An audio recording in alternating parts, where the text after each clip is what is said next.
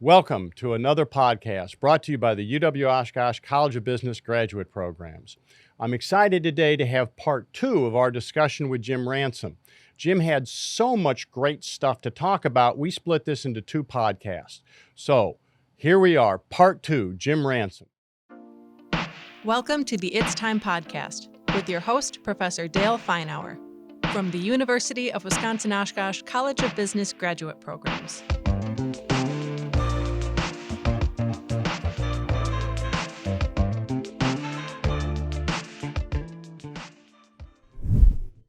Back to your original question. What kind of culture do you want? I tell this to my own children. When you're looking for a job, don't pick the company. Don't pick the cash. Certainly don't pick the job because it's going to change 10 times. Pick the culture that you want to work in, because everything else is sort of variable. You know, you're going to change jobs 20 times. You're going to have all kinds of chances to make money or not. But if you're in the wrong culture, you have very little chance of success. So whether it's a culture of innovation or a culture of fear or a culture of inspiration, whatever it is, make sure you understand that before you pick a job. And most of us look for the job and the cash, or the job and the title and the cash, the title, whatever.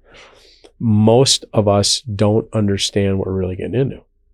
And I think your question on how you handle failure will probably have a big impact on who stays with your company, because they're going to fail. It's 100% certainty it's going to happen. You better think about it in advance. The only people that never strike out are the people who never go to bat. Never even got in the dugout. So as Henry Tyson once said, you'll find out a lot about yourself when you lose your first $10 million. And I did. What'd you find out? Well, that sucked. What else did you learn? I learned that I learned that we were arrogant, and we got sloppy. We had a customer. I hope it's okay to tell this story, but it's okay by me. One of my favorite all-time, kind of mentors was the CEO of Great Lakes Cheese.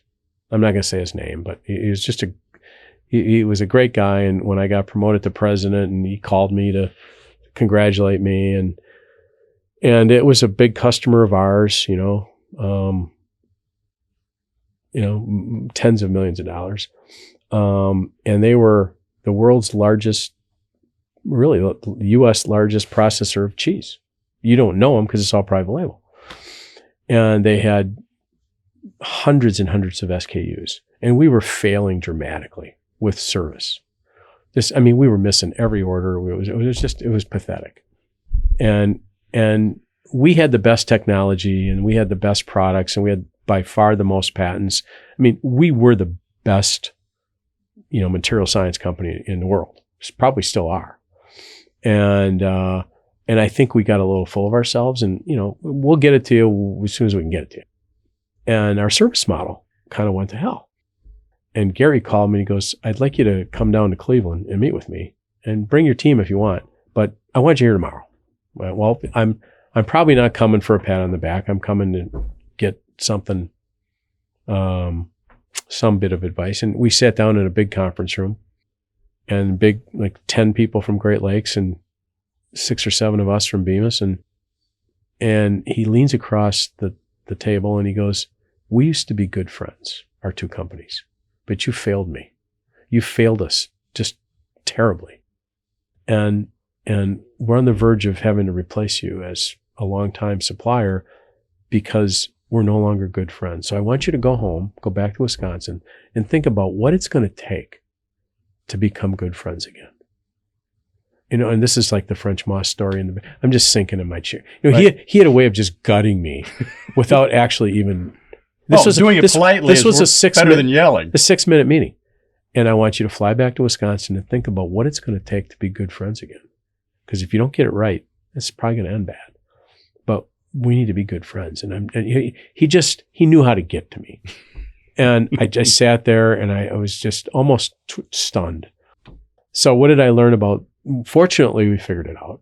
But he single-handedly gave us a lesson that we took back, and we changed our whole service model from top to bottom for all of our customers, and moved arrogance to the side, and rethought the question of what does it take to be good friends again?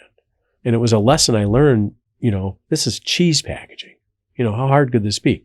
Really hard. And now and then if you listen, you'll get these lessons. All of them kind of hurt. So not necessarily a loss of a customer, but it was a good lesson for, I think we got full of ourselves. Dale, I think we just were full of ourselves. And it took someone to kick us in the head to change that. And we did. And it was a great success story. I believe now it's a customer 10 times the size as it was back then. So I attribute that all to the hard work of the team to figure it out. But the CEO of that company knew how to get to us. Most leaders would have just threatened us with our lives. Here's your new, we're taking $20 million with your business. Here's your new price. Too bad you guys screwed it. He would have threatened us with our lives. This guy knew how to sort of do that in a way to inspire us to succeed instead of threaten to kill us. And he figured out how to do it. He says he sort of, in a polite sort of way, tried to inspire us to be good friends. Those are his exact words, instead of threatening us with our lives. Because if he threatened us, we would have gone in a corner like any caged animal. But he inspired us by convincing us that we had forgotten about what it meant to be good friends. It was an unbelievable lesson. And I know one of the many things that led to the success of that company. Sounds like throughout your life, failures or struggles have been a great source of growth for you. Yeah. What do you attribute to the fact that you could learn from the failures and the struggles, and that they made you better as opposed to crumbling you into ashes? Well, I mean, what are your options? Crumbling into ashes. Right. And I think this goes back to that whole restaurant thing. And it's either we're going to lose the family business, because what do a couple of teenagers know about running a restaurant that serves 2,000 people a week? What do we know? We know nothing. But what's our option? And I think that was right from that point where it's like, that's it. And there's another restaurant story. I don't know if I've ever told this one, but it was Christmas Day in 1977.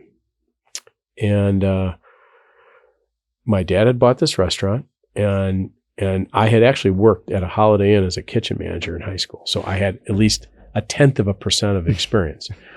So my dad and I were sitting at this new restaurant. It hadn't been opened yet. We were just kitting it all out. And so it's not open, but we're sitting in Christmas Day, sitting in the restaurant in a booth, designing the menu. And, we were good buddies. This was my dad, right? So, whatever he needs, whatever he wants. So it's Christmas Day. We're designing this menu. And I looked up at him. I said, Dad, what if this doesn't work? What if this thing goes down? What's going to happen? And my dad was a very soft-spoken, kind of the opposite personality as me. Not a very soft-spoken guy, and he's got his head down. He just looks up and he goes, I, Jim, will not give 1 minute of thought to failure, because that's a minute I'm not spending on how to make this thing work. So that's my answer. And at the time, I go, okay, or what? It didn't dawn on me. Many, many, many years later, it was pretty obvious that was a life lesson. Right there and then, that you got to answer your question, you got two paths. One is not really an option. Failing and crumbling and I think but a lot of people do punt. Yeah. A lot of people do duck. Well, sure. And for some people, we've all ducked. Of course I have, Dale. But that was just one of those, I kind of forgot about this until you just asked it. where do you get kind of grounded in all this? And you don't really know where these inflection points, because they're all over the place. But that was one of them. Another one was one of your professors, Bill Zor. I know Bill Zor. So I'm a radio TV major, which is not probably the best career choice in 1980. And I'm a radio TV major, and I want to own radio stations. I have no idea why. Okay, that sounded cool. But you got an ambition. You got a goal. So I started taking accounting classes and business classes, because I figure you probably got to figure all that out. And as I got into it, it was obvious. This is 1980. 18% inflation. You remember this. No one else that's watching this podcast probably remembers it, but there were no jobs. People talk about 4%, 6% is high inflation. No, my first mortgage was 12%. But anyway, to shorten the story, so I decide I got to get a job. I've got no money. I'm engaged. I better get a job. And the only jobs were for finance and accounting majors in 1980. There were a few jobs out there. So I decided to, radio, TV, accounting, what's the difference? So I got into accounting, and I'm halfway through it. And the cutoff class, if you know this, is intermediate accounting. Yep. It's a really hard class. And I'm not doing very well. And I got like a C or a B. And if you didn't get a B, you're out. You're sort of, okay, go back to radio TV. And there's nothing wrong with radio TV, but that wasn't my choice. So I go to meet with Bill Zor. He's the accounting professor, and I'm sitting down with him, and I just had a C on the midterm. And I'm going, I just think I'm just not made up for this. I think I should just hang this up. Dr. Zor, he goes, Jim, he shut his door. He goes, I think you can pull a B out of this class. I also think you're the number one student in this class. And I predict when it's all said and done, you'll have 8 job offers. So don't think of it as a B or a C. Think of it as just a step to where you need to be. You got everything it takes for what those guys in those big 8 firms want. Just keep your eye on the big picture here. You can do it. And it was a life-changing 2.5-minute meeting about what failure looks like, what quitting looks like, and some random professor out of nowhere said, not only are you not at the back of the class, I think you might be number one. And from that day on, it just took off.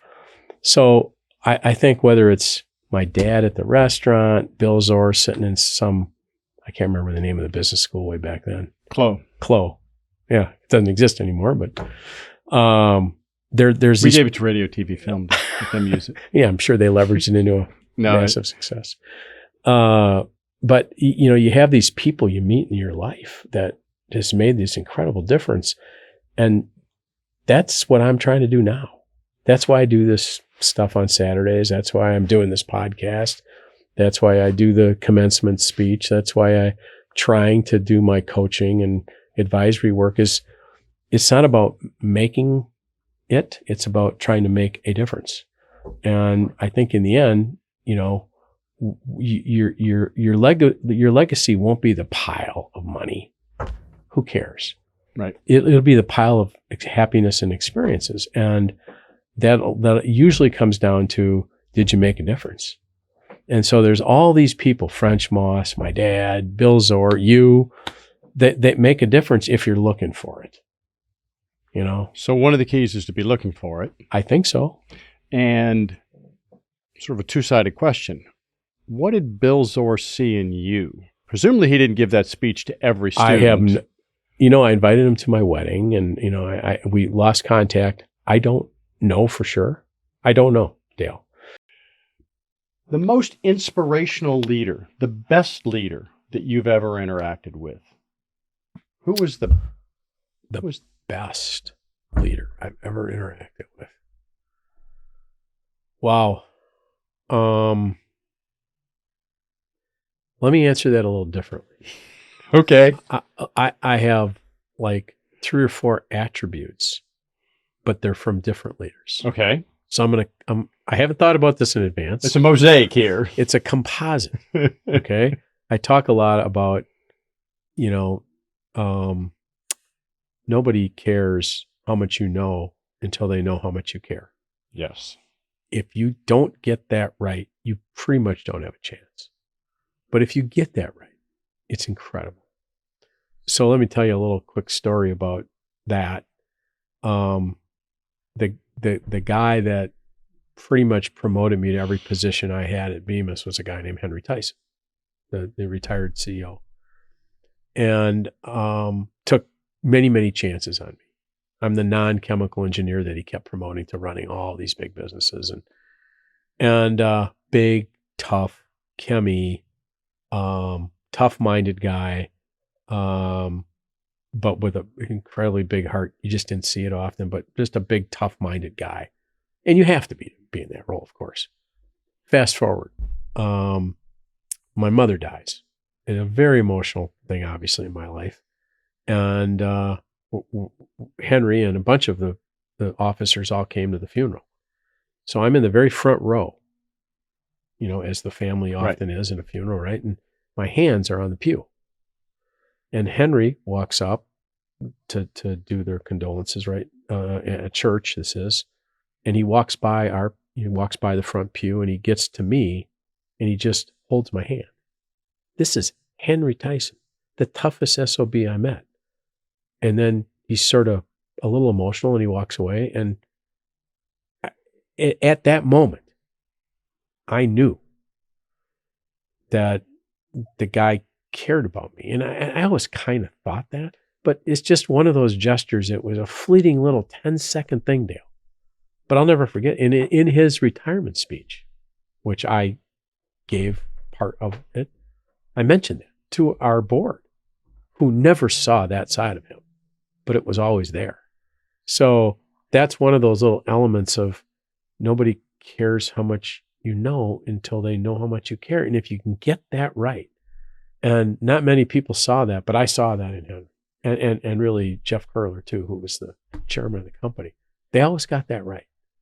And then I mentioned Bill Zor earlier. I wouldn't categorize him as one of the best leaders I ever met because I didn't work with him in that format. But he saw something, and he did something that pretty much changed the trajectory of my life. So I have to kind of look at the guy. He showed me what it looked like to care about someone when he didn't need to. He didn't need to do that, and he did. Right. And one of the other guys is a guy named Bob Hyland. And Bob is I think he's in the top 10 winningest high school coaches in the country, by far in Wisconsin. He's the high school football coach at St. Mary Springs in Fond du Lac. And Bob's been there for something like, I'm going to get this wrong, probably something like 50 years. Wow. Dozens of state championships. I mean, he's the guy, right? And I was one of the, sort of captains of the team when I was a junior in high school. And I was messing up at practice terribly.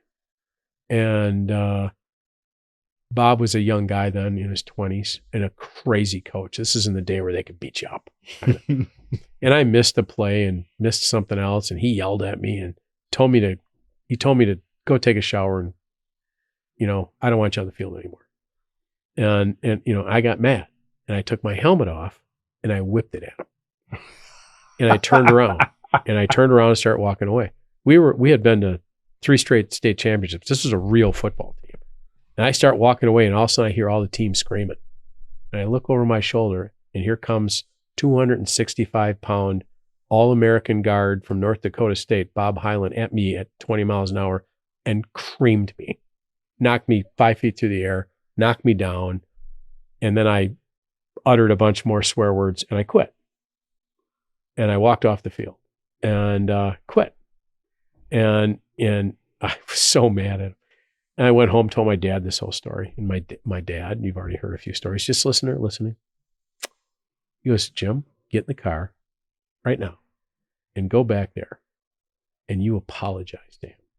I go, the hell I'm going to apologize. He just beat the hell out of me in front of my whole team. And he's get in the car and go back there right now. I'm not, he goes, do it right now or you're going to regret this for the rest of your life.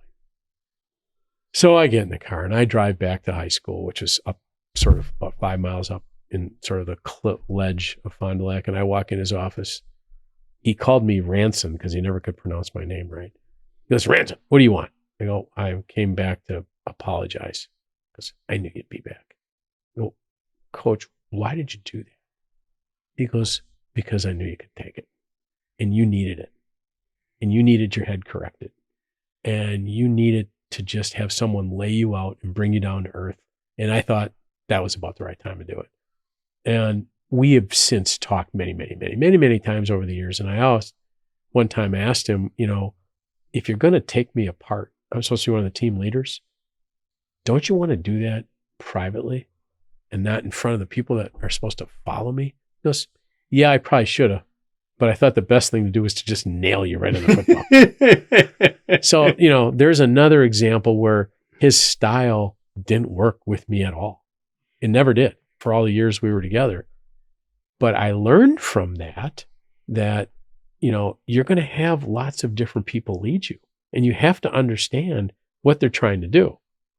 Bill Zor is different than my dad, who's different than Bob Hyland, who's different from Henry Tyson. They're all different.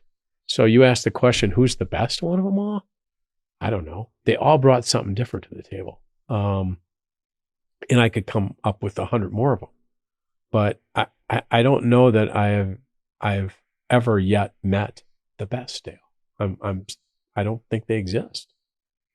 I haven't met who's the best.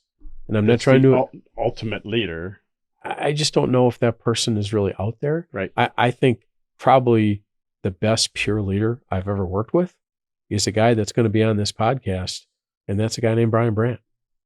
And Brian worked with me at Banner Packaging, a division of Bemis, and he worked with me at Bemis North America, and then he since moved on to a big officer position at Oshkosh Corp.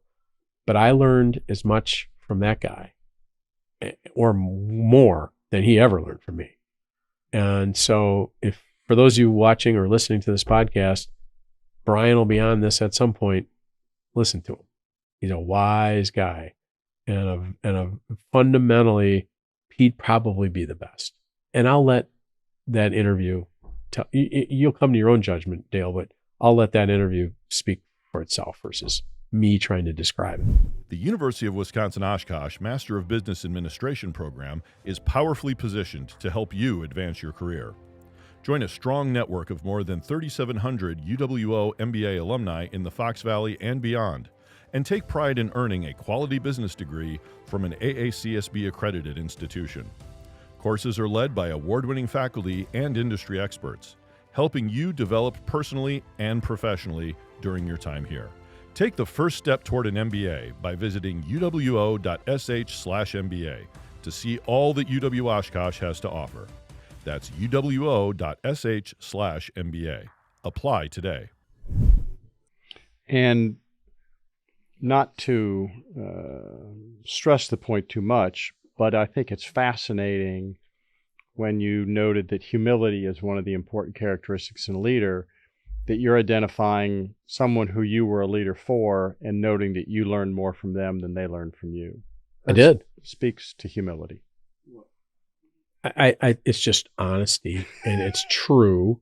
And I think there's plenty of other examples of that as well, including some of the students that I've had a chance to work with over the last 5 years.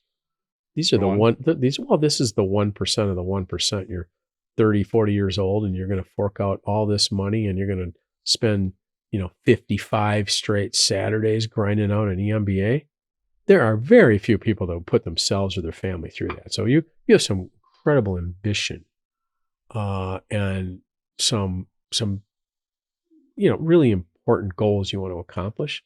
So I have found, as we put students through their leadership journey, one of the things we do in our strategy class is talk a lot about leadership. But in our leadership class, we actually put the students through a bit of an exercise of what are your gaps?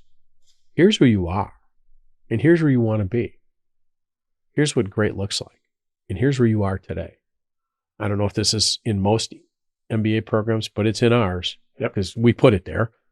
But when these students start talking about their journey from where they are and where they want to go, it's quite emotional, as you know, Dale. Yes. And I have learned so much more about leadership watching these 30-somethings go through their personal journey. Because this is one of the few times anyone's ever in their life been forced to stand up in front of all their peers and talk about what they want to do and how they're going to do it and what the gaps they have as leaders. Because usually it turns into a life story more than a leadership story.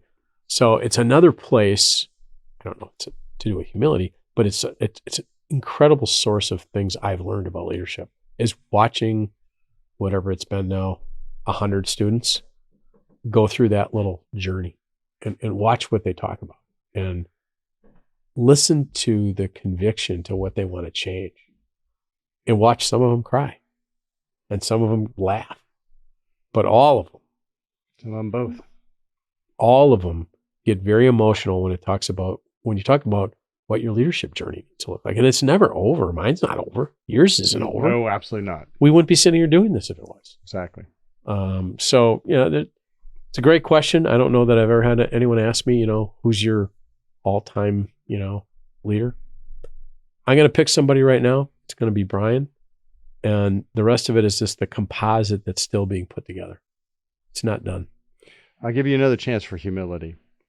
What would you do different? If you were going to go back and you were going to relive some of your leadership, what would you do different than you've done before? Oh my God. How long do you want this podcast to last? What would I do different? Well, it's interesting, as in retirement, you have a chance to reflect a little bit, right? Even though I'm not retired as might classically define it. But I think the further away you get from the action, the more you become kind of aware. And I'd say there's a couple things I wish I would have done a better job of. When you're in the game, in the fight, in the battle, you tend to work in the business 24/7. It never leaves unless you're sleeping and you're probably dreaming about it. So you spend all your time working in the business. And I think as I reflect back on it, I think I wished I would have spent more time on the business. And talk about that distinction. Well, when you're in it, I've been on school boards and all kinds of different stuff.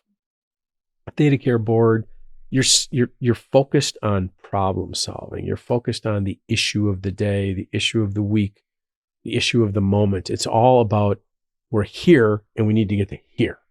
So leadership is just, getting the clarity and alignment and the resources together to get from here to here and then to here.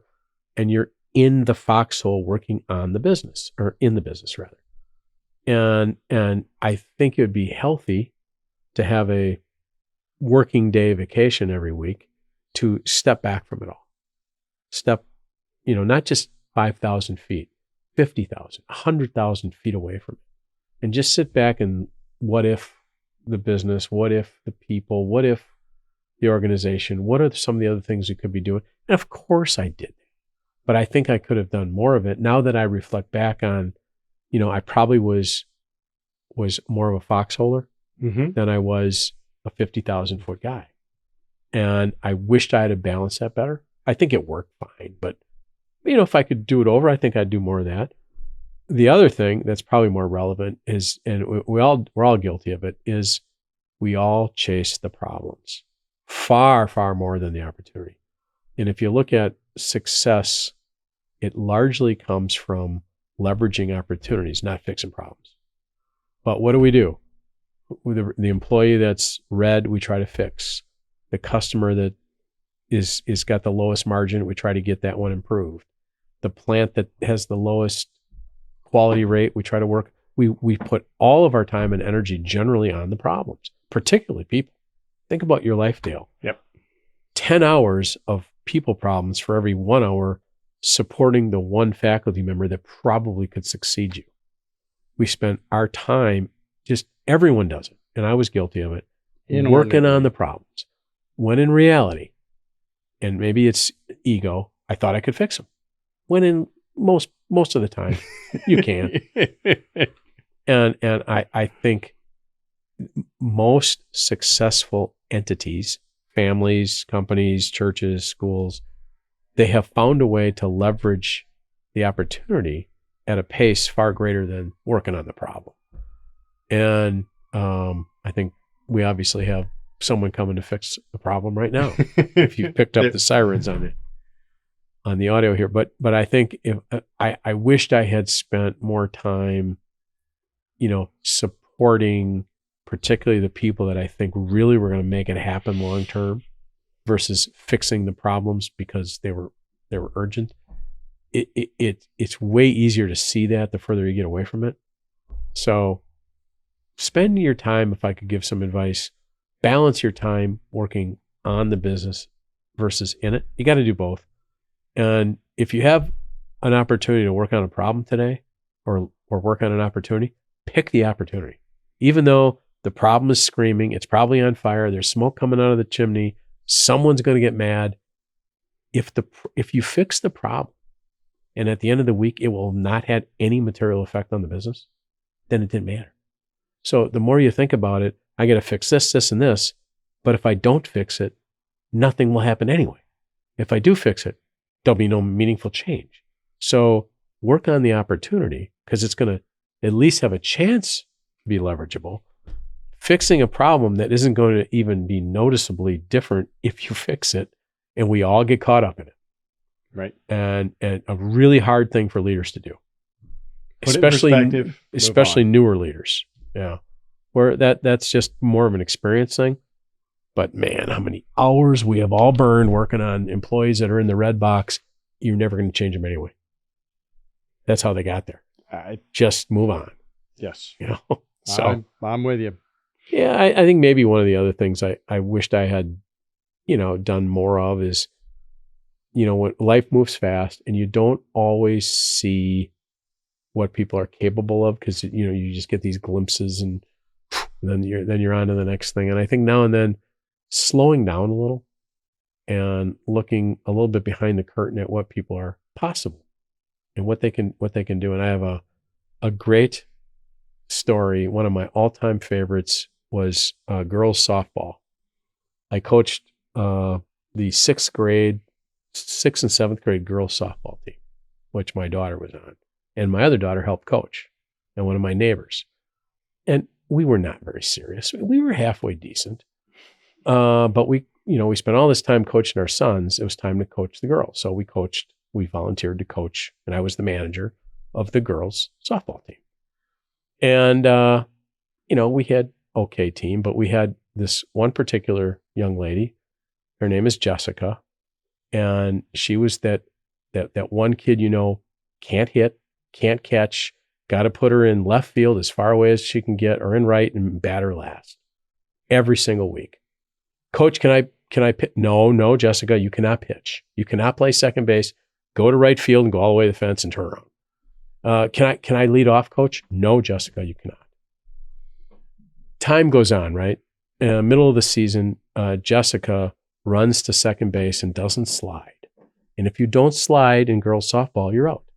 So I yell at her, Jessica, I told you got to slide. You didn't slide. Coach, I'm very sorry. She goes home, practices sliding in her backyard, and shows up at practice the next day, and she's got 30 stitches in her knee. Practicing sliding in her backyard, she caught her knee on some stones and ripped her knee to pieces. And I'm going, oh my God, I wanted you to slide, but I didn't want you to get hurt. And so I feel terrible. And so now she's the assistant coach for the next 3 weeks. To shorten the story, we get to the playoffs. She's finally better. And we're in 3rd place. We're playing for the 3rd place game. And the girls and I meet. And we go, we can play to win this game today, or we can just have fun. The other team was going to kill us either way. And the girls go, let's just have fun today, coach. And we all want to change positions. So let's all change positions. So they're all changing positions. Jessica goes, hey, coach, can I pitch? No, Jessica, you go to right field and you're going to bat last because that's the best thing for you. She goes out there, inning number 2. Coach, can I pitch? Absolutely not, Jessica. You go out to right field and you're going to continue to bat last. Now it's like in the 5th inning, we're down like 15-1, and the girls are, hey, coach, let her pitch. No way. This girl cannot pitch. She's too uncoordinated. No way. She cut herself apart just sliding in a second. The other coach, my buddy Jim Nelson, goes, let her pitch. So, all right, Jessica, you're pitching the 5th inning. And her parents are there, and the stands, are full of parents. And she, swear to God, this is a true story.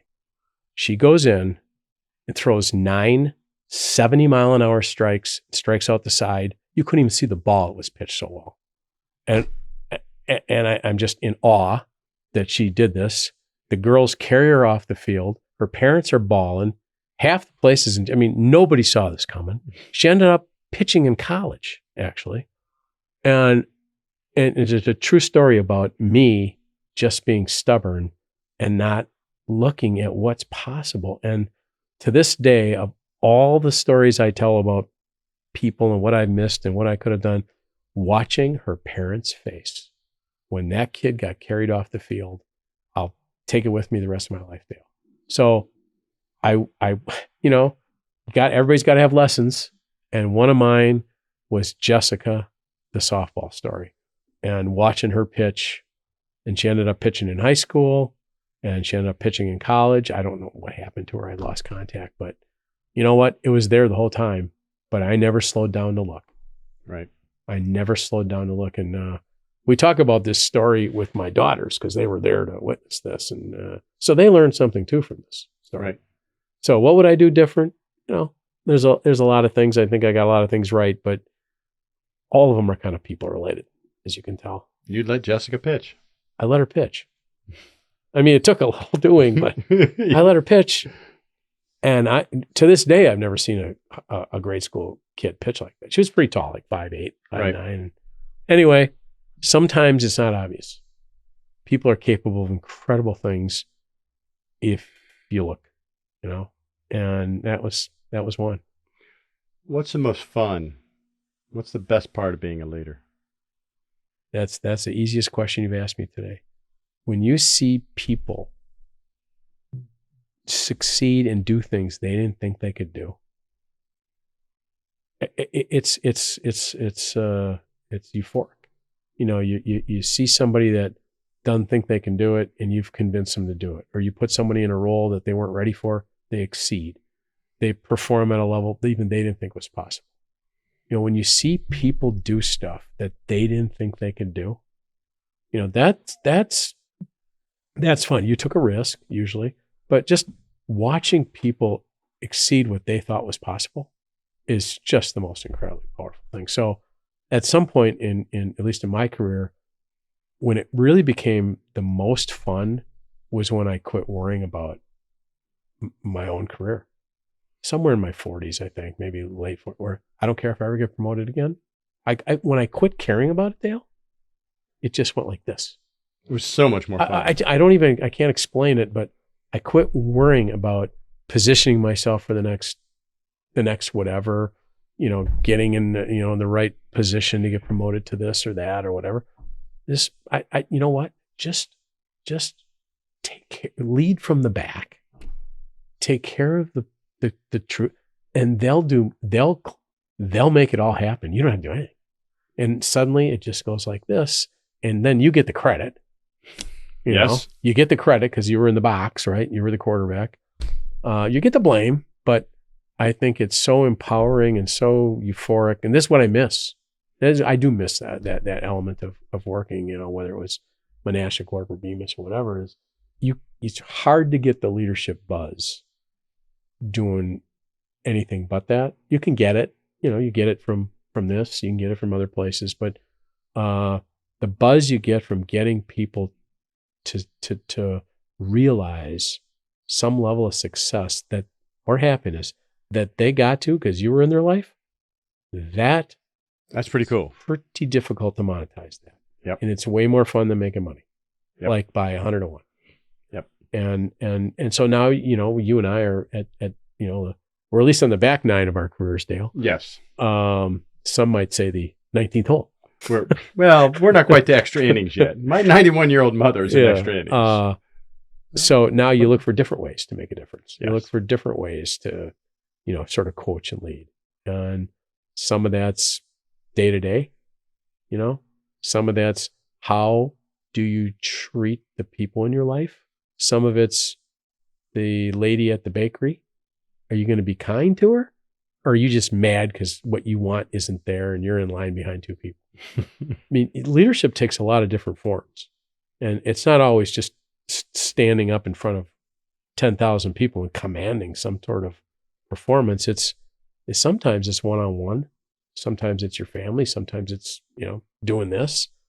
But you never really know where it is. So if you keep looking for it, there's always a place to continue to lead, I think. It's sort of a lifelong hobby. Sure. For me anyway. I know it is for you. It is. So. Cool. Describe yourself in 5 words. Why don't you let me prep for some of these questions? Okay, Jim, why don't you think about 5 words. Okay. I have never been asked this one. I do think I'm a humble guy.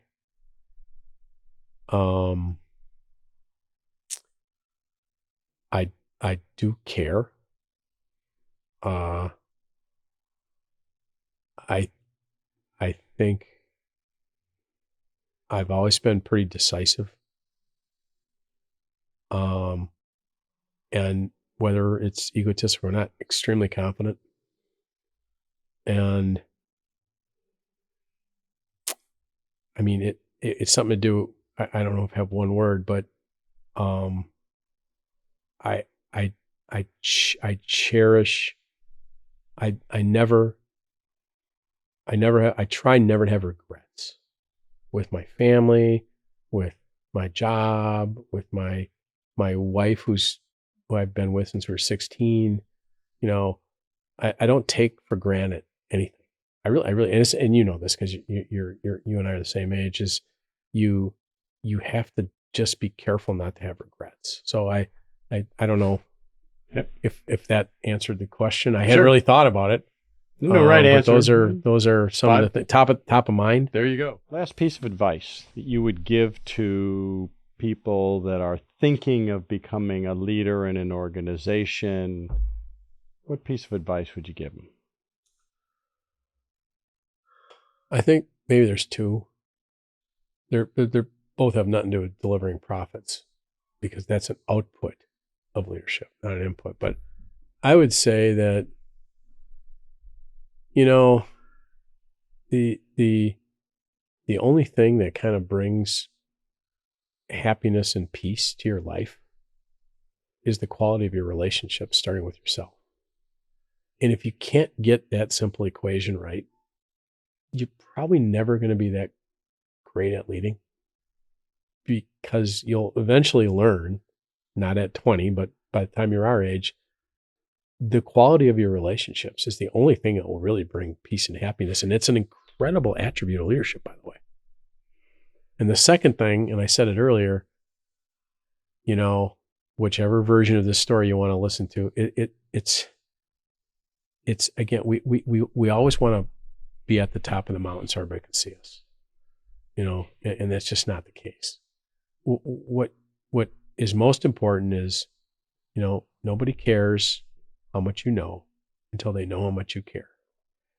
And if you get that right, you can get an organization to do almost anything.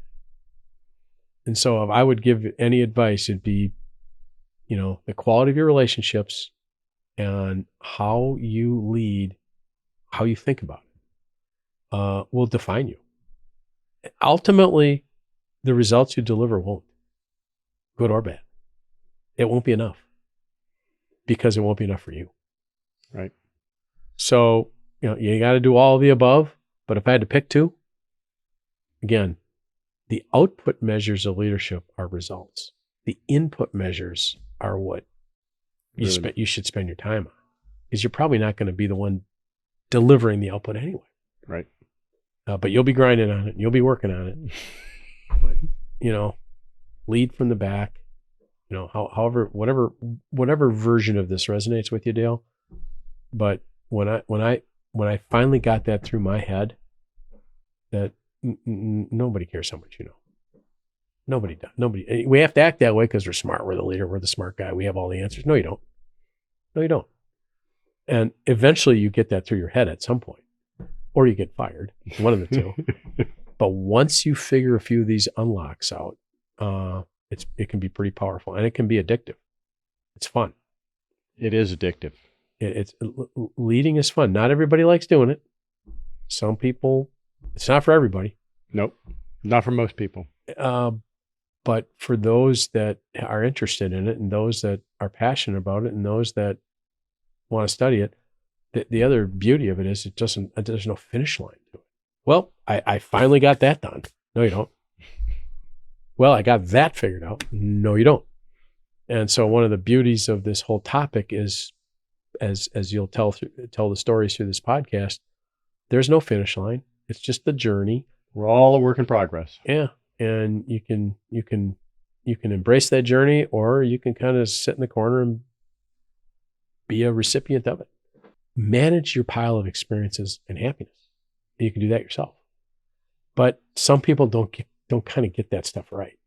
In some days, nobody does. But I just find it sort of an interesting study of people to see what they think is important.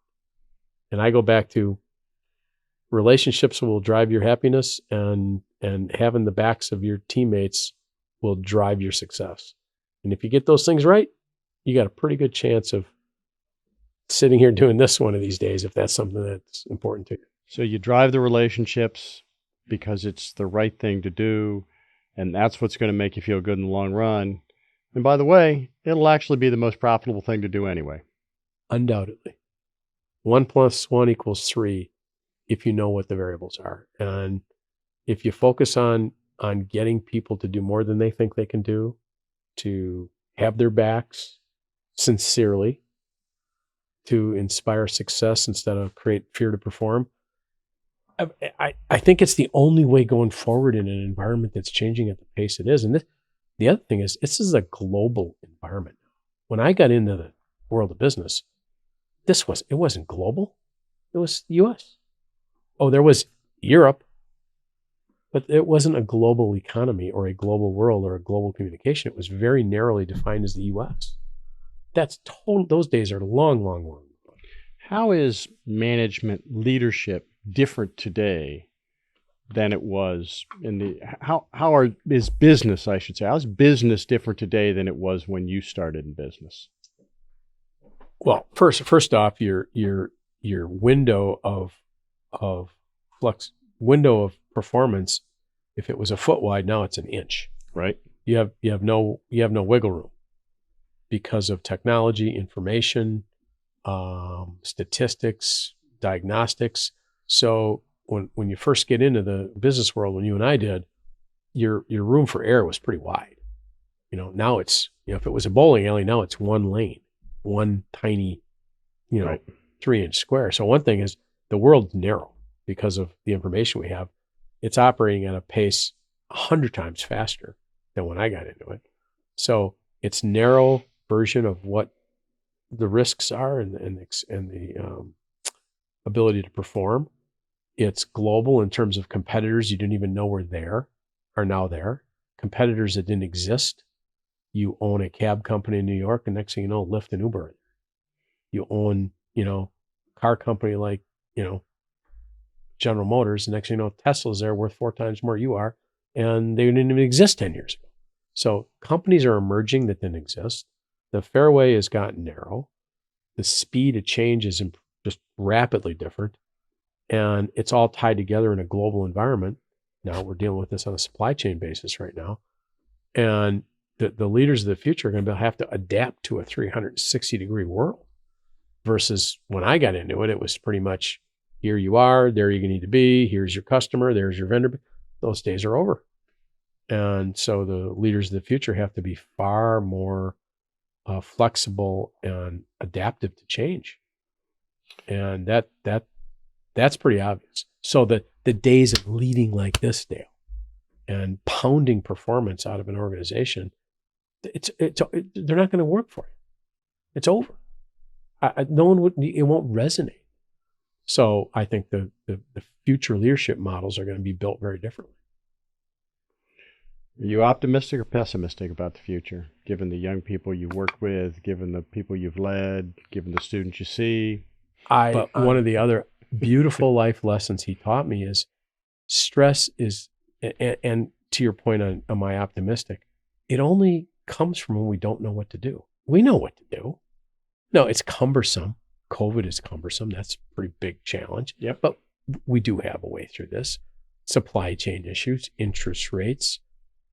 I think some of the cultural issues are a little more challenging, but there's ways through all this. So if we all just sit in a corner and get stressed out, then I'm not very optimistic. When you start breaking all this stuff down into how do we, what's the problem we're solving for? How do we get aligned? And then let's go execute. But if we jump to step 3 before we do 1 and 2, save that for another podcast, then we're screwed. But as long as what are we solving for? Get clarity. We get alignment in decision-making, people, dollars, resources, hearts, minds, souls, and then we execute, we got a chance. And if we do that, I'm very optimistic. If we don't do that, we just jump to step 3, then it gets a little bit chaotic. So you're optimistic? Absolutely. Got a shot. Your grandson can have a wonderful world to live in. I sure hope so. I hope the polar ice caps don't melt. I hope this and I hope that. I think at our stage, I live a little more in the present, Dale, at 60 than I did when I was 40. And I think, just make every day a magnificent experience, not get up on Monday and hoping it's Friday. And if you do that, it is pretty fun. But if you get up on Monday, hoping it's Friday, and that's your plan, you're not going to be very optimistic. No, because 4 days out of the week, you're very disappointed. Yeah. And then Friday comes and you go, is that as good as it gets? All I'm doing is going to the bar? That's not very good. So. All right. Very good. Hey, thanks so much for doing this. Thank you for coming. And we'll have you back. It's been fun. And I hope some of this resonates with our audience. I hope so as well. Okay. Thank you. It's a pleasure. Good job.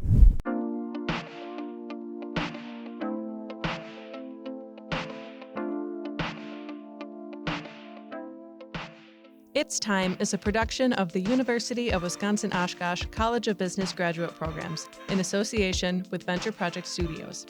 Executive producer, Aaron J. Armstrong. Host, Professor Dale Feinauer. Creative Director, Madison Potratz.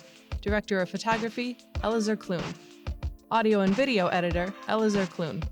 Marketing Strategy, Tara Larson. Social Media, Anwar Mahana. A special thanks to L Creative, Top View Media, Michael Patton, and the University of Wisconsin-Oshkosh College of Business Graduate Programs.